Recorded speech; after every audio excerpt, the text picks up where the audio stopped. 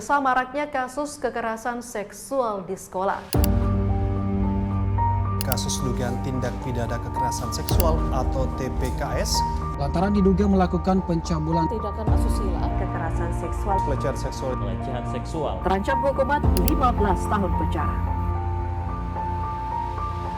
Seorang bocah umur 14 tahun dianiaya oleh tetangganya di dalam rumahnya. Inilah kondisi bocah kakak beradik. Mereka menderita penyakit langka yaitu tulang rapuh. Seorang siswa SMP Negeri Mamasa dirundung 5 orang teman sekolahnya saat pulang sekolah.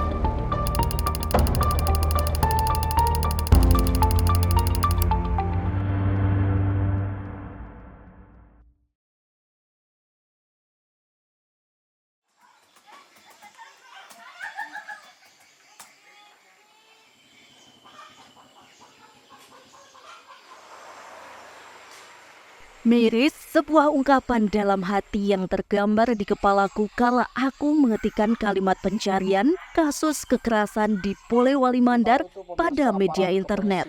Polres Polewali Mandar menangkap seorang pemuda pelaku asusila anak masih di bawah umur, tepatnya di Kecamatan Mapili.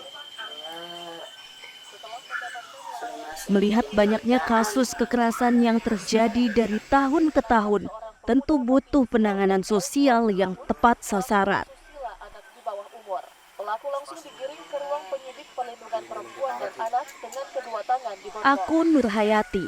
Tugasku sebagai seorang pekerja sosial membuat keseharianku tak lepas dari kasus-kasus yang mengancam kehidupan sosial masyarakat, baik itu perempuan bahkan anak. Hatiku tak tega melihat banyaknya masyarakat miskin terlantar hingga kekerasan fisik maupun seksual yang aku jumpai di Polewali Mandar.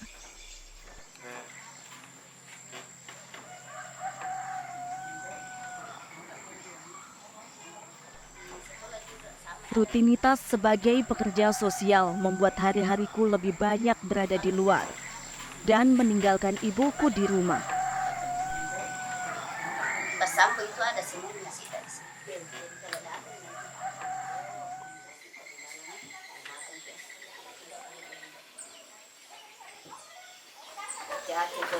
Iya.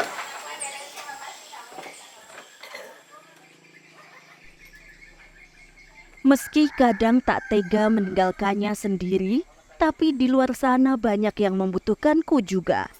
Dan sudah menjadi tanggung jawabku sebagai pekerja sosial di masyarakat.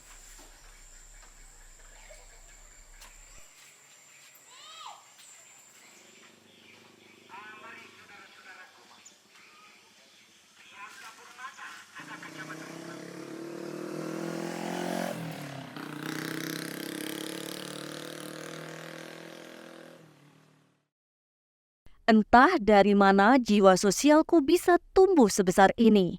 Tapi yang pasti, aku termotivasi dari kehidupanku yang sejak usia SD, hidup berbaur dan tinggal bersama anak-anak panti di Panti Asuhan HS Mudar. Saya cita-citanya selalu mau jadi guru agama. Jadi saya pengen ngaji. Makanya saya tanya, guru ngaji di sini di mana? Maka saya diajak ke Panti Asuhan. Setelah sampai di sini ngaji, terus ditanya sama Ibu Syarifah, kamu tinggal di mana? Asalnya dari mana? Dari Tabone, kecamatan masih kecamatan Polewali. Sekarang sudah kecamatan Matakali. Ditanya, kamu ada orang tua? Bilang ada. Ibu bapak lengkap? Bilang enggak, bapak sudah meninggal sejak saya cerita ibu sejak saya berumur 10 bulan. Saya berumur 10 bulan, bapak saya meninggal. Jadi dia bilang, "Oh, cocok, kamu tinggal di sini saja." Katanya tinggal di sini saja karena di sini tempatnya khusus anak yatim piatu, anak terlantar dan mualaf. Aku masih memiliki ibu kandung yang juga sayang terhadapku. Namun kala itu ibuku tak memiliki cukup biaya untuk menghidupi anak-anaknya. sehingga aku dititipkan di panti asuhan di bawah asuhan Ibu Hajah Syarifah Tenriampa. Pertama itu numpang rumahnya tantanya di sini. Mau sekolah belum sampai ke sini, akhirnya tantanya itu bilang ada anak-anak di rumahku tamat SD. Saya panggil di sini, oh kayaknya anak ini ceria ya. Anak-anak yang ceria itu tidak suka ngelamun kan. Orang tua bilang rezekinya terbuka. Saya ambil, belum saya kenal di mana orang tuanya. Saya ambil mulai di sini, ya. Tapi dari kampungnya ibunya memang biasa guru mengajar ngaji, hanya ajar anak-anak. Hayati itu saya ajar dia keberanian, jujur dan berani itu. Kamu kalau jadi orang, sering saya sampaikan sama anak-anak, harus jujur, berani. Kalau berani tidak jujur, 0. Kalau jujur juga tidak berani, itu juga 0.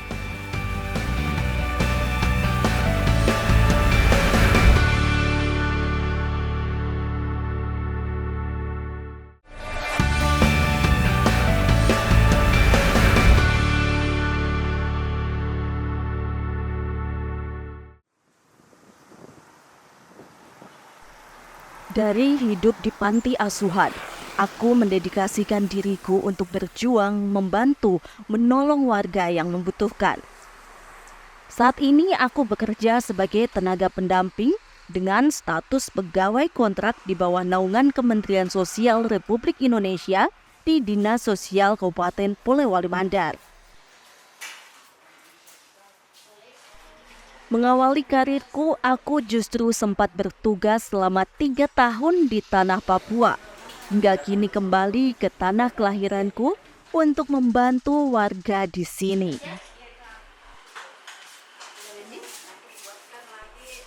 Aku tidak bekerja sendiri.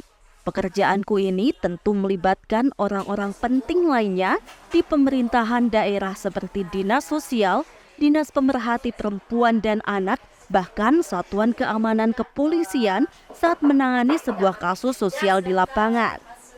Apa kabar? Kabar baik. Alhamdulillah. Anda bisa dibantu.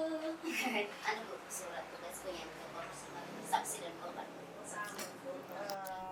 Secara pribadi saya mengenal sosok Nur Hayati ini. Sebenarnya kami mulai bekerja sama baik di lapangan maupun di dalam kedinasan itu dari sejak 2017. Semenjak saya pribadi sebelum kami menjabat sebagai kepala bidang, jadi kami masih menjabat sebagai kepala seksi waktu itu.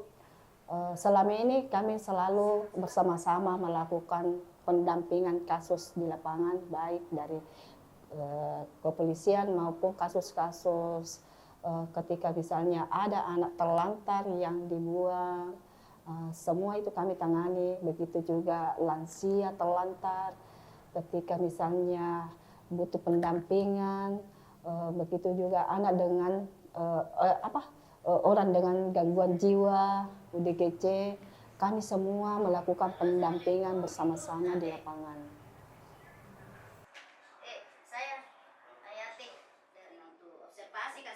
Statusnya saya di sini bekerja di dinas sosial atau pekerja pendamping resos dari Kementerian Sosial itu tidak jauh beda dari pekerjaan yang ada di panti asuhan. Jadi saya punya modal dari sini, modal dari panti asuhan, sehingga saya lebih enak bekerja di dinas sosial karena saya itu masuk di Kementerian Sosial itu di tahun 2011.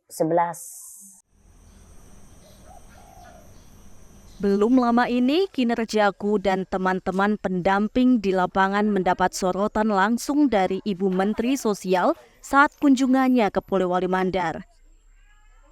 Ada wargaku di desa Batetanga belum terdata sebagai penerima bantuan sosial.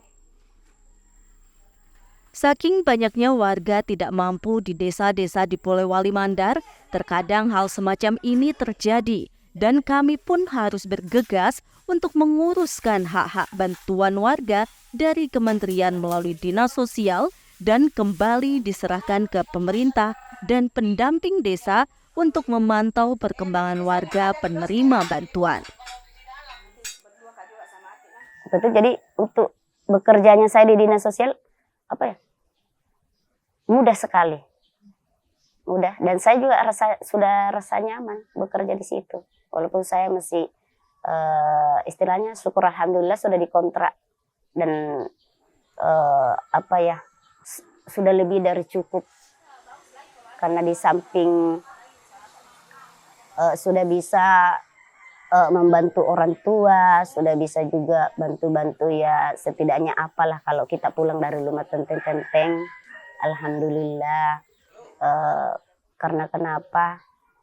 Tidak bisa dipungkiri, kita juga memang butuh, ada kebutuhan-kebutuhan dasarnya. Mungkin juga kita berharap bahwa inilah hasil keringat saya.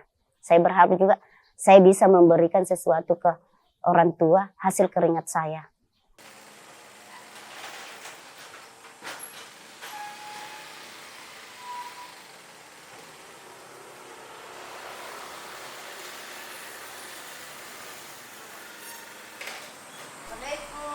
Menjadi seorang pekerja sosial sekaligus pendamping sosial di berbagai kasus yang terjadi, membuatku harus jeli memetakan wilayah-wilayah untuk mencari warga yang benar-benar berhak mendapatkan bantuan kesejahteraan sosial.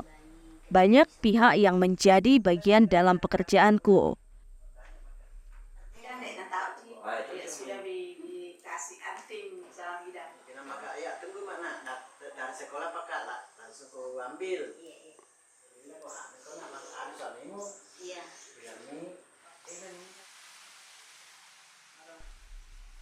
Tidak hanya berkoordinasi dengan satu instansi pemerintah saja.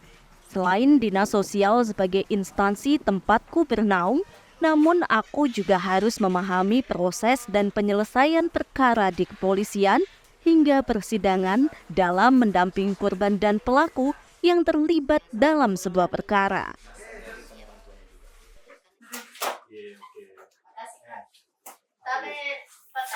Oh iya Bu ya.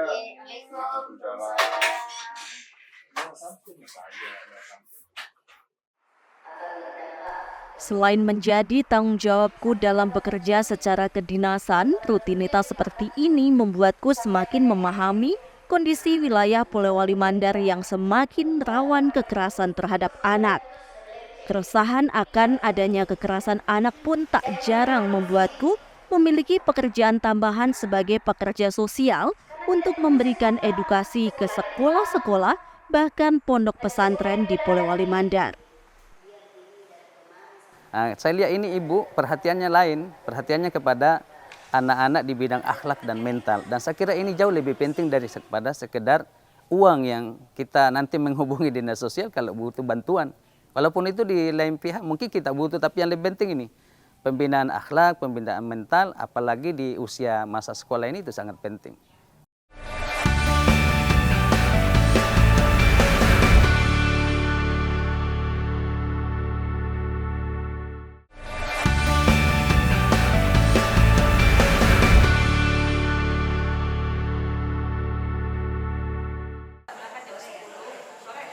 Selama bekerja menjadi pekerja dan pendamping sosial, jalan karir pekerjaanku yang seperti ini sedikit banyak mempengaruhi kehidupan sehari-hariku.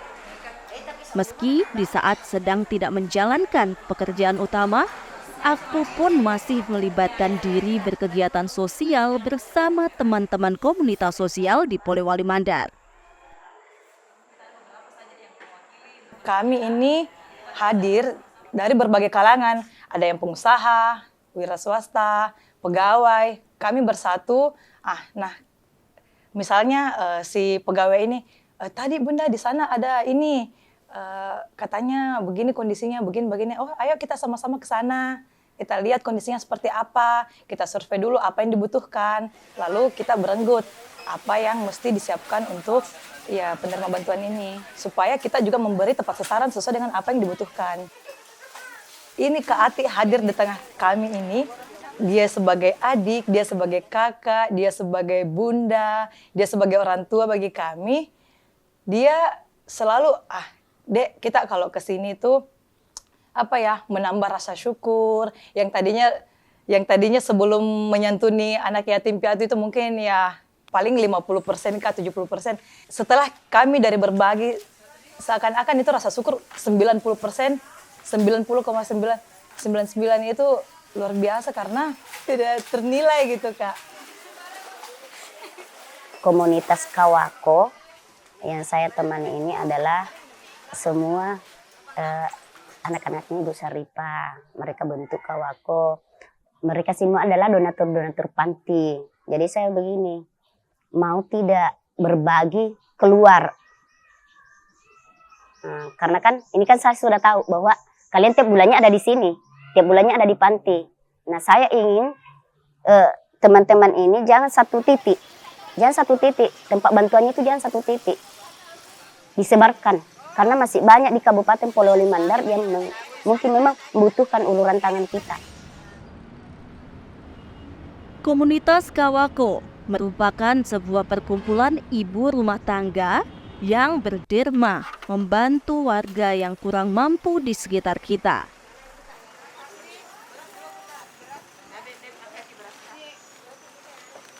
Bersama komunitas, saya dan teman-teman akan mencari cara untuk mengumpulkan donasi dari para sukarelawan atau dari rezeki kami sendiri jika ada warga yang memerlukan bantuan.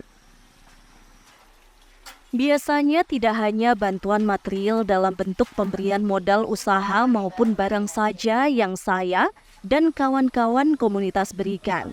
Tetapi kami juga melakukan pendampingan secara psikologis jika menghadapi korban kekerasan ataupun pelecehan seksual. Dan kali ini bantuan yang sudah terkumpul di komunitas Kawako kami salurkan ke beberapa keluarga dengan anak berkebutuhan khusus seperti Syahrul yang menderita tulang rapuh dari Desa Tapango dan Nur Asila anak terlantar yang berkebutuhan khusus dari Desa Matakali. Jadi caranya itu saya lagi dikasih tahu, Kak, yang di kemarin itu, yang di Polewali kemarin apa kebutuhannya? Ya sudah, saya jalan lagi ke sana. Saya jalan lagi ke sana, catat kebutuhannya, kemudian saya bawakan lagi, ini kebutuhan mereka. Nah, kemudian kita atur waktu. Jangan sampai juga, artinya hari kerjanya saya, jadi kita atur waktu. Kadang kita gunakan itu Sabtu Minggu, karena Sabtu Minggunya saya libur. Jadi kadang juga saya ajak adik-adik panti. Ayo kita sama-sama melihat bahwa ternyata masih ada orang di luar di sana yang mungkin lebih parah daripada kita yang ada di panti asuhan.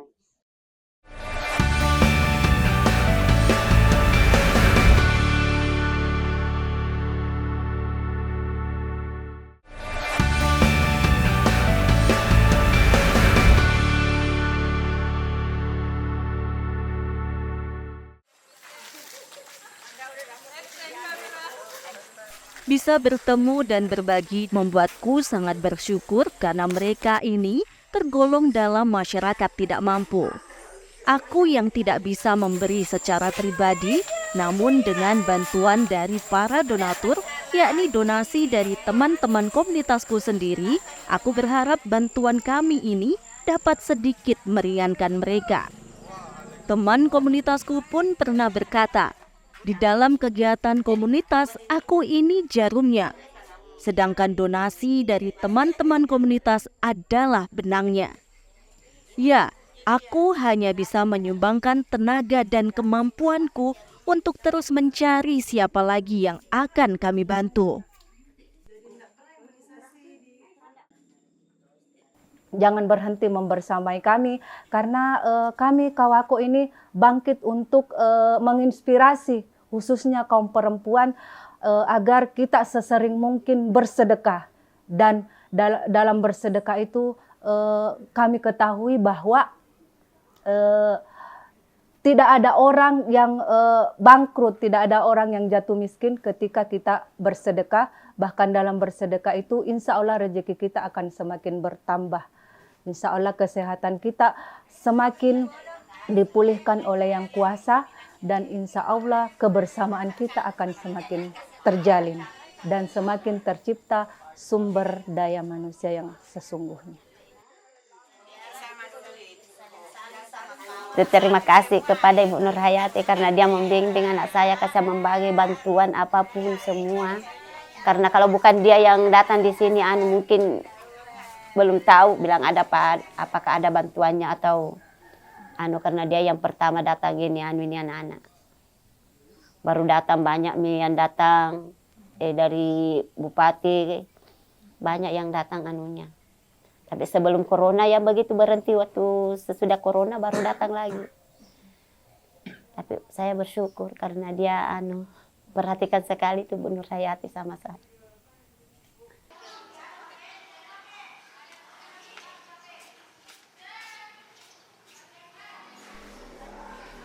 Dalam pekerjaanku sebagai pekerja sosial, lagi-lagi aku pun terbantu menjadi bagian dari panti asuhan tempat tinggal keduaku ini. Karena jika kasus anak terlantar tidak bisa ditangani penuh oleh pemerintah, maka saya akan meminta bantuan Yayasan Panti Asuhan untuk membantu anak-anak dalam mendapatkan hak kehidupan yang layak seperti menawarkan ke pihak keluarga atau ke anak tersebut untuk diasuh melalui panti asuhan. Tangan ibu panti akan terbuka lebar untuk membantu anak-anak yang membutuhkan. Bahkan fasilitas panti yang juga memiliki sebuah sekolah madrasah pun bersedia memberikan hak pendidikan untuk anak-anak kurang mampu.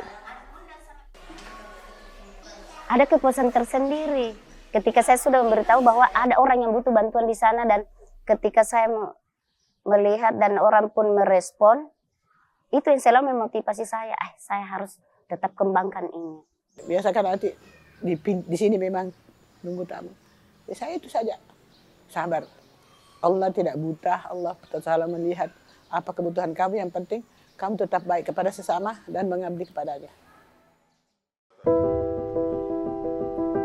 Menjalani hidup sedari kecil menjadi bagian dari panti asuhan.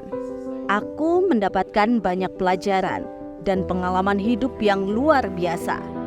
Karirku sebagai seorang pekerja dan pendamping sosial tidak semata-mata butuh apresiasi dari pihak manapun. Karena apa yang aku perbuat dan yang bisa aku berikan semuanya murni dari hati dan keinginanku sendiri untuk terus menolong sesama.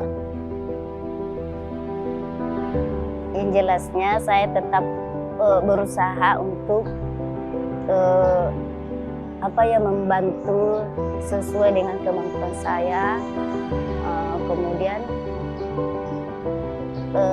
saya juga bersyukur bahwa mereka masih, teman-teman yang lain masih memberikan kepercayaan kepada saya.